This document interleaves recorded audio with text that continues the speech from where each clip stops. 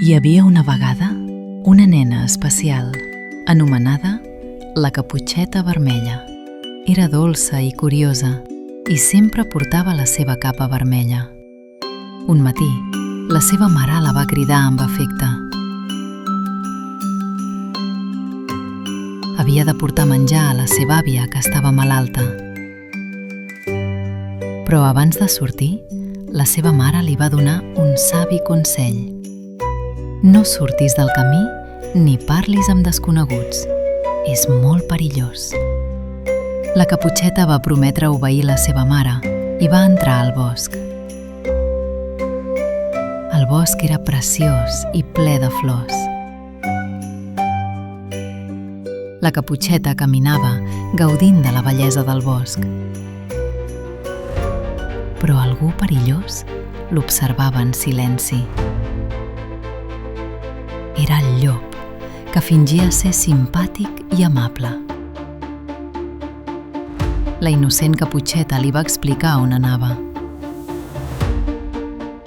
El llop li va dir que per arribar abans agafés un altre camí. I quan ella se'n va anar, ell va córrer ràpid cap a la casa.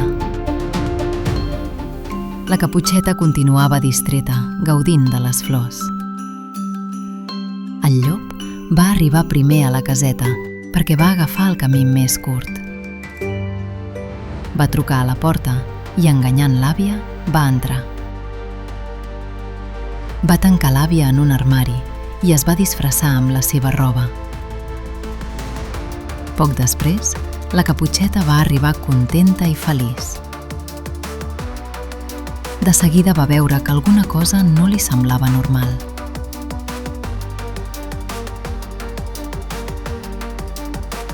Àvia, quins ulls tan grans que tens! Són per veure't millor? I quines orelles més grans que tens? Són per sentir-te millor. I aquestes dents tan grans? Són per menjar-te millor.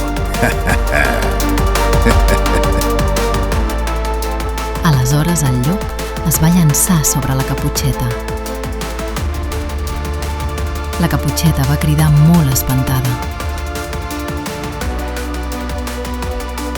La sort va ser que un llenyataire va sentir els crits i, en veure el llenyataire, el llop va fugir per sempre. L'àvia estava fora de perill i va abraçar la Caputxeta. La Caputxeta es va disculpar per no haver obeït la seva mare. Tots van agrair al llenyataire, que va tornar a casa seva. Van passar una tarda tranquil·la prenent xocolata. El bosc tornava novament a la calma. La Caputxeta va tornar a casa amb cura.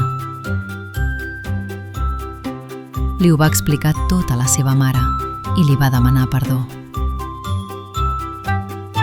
Des d'aleshores, sempre va obeir. I vet aquí un gos, i vet aquí un gat, aquest conte s'ha acabat.